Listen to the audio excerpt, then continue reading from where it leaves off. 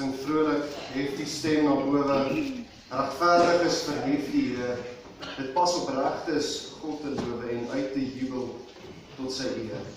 Psalm 33 vers 1, 10 en 11 en daarom wil hy ons geloof.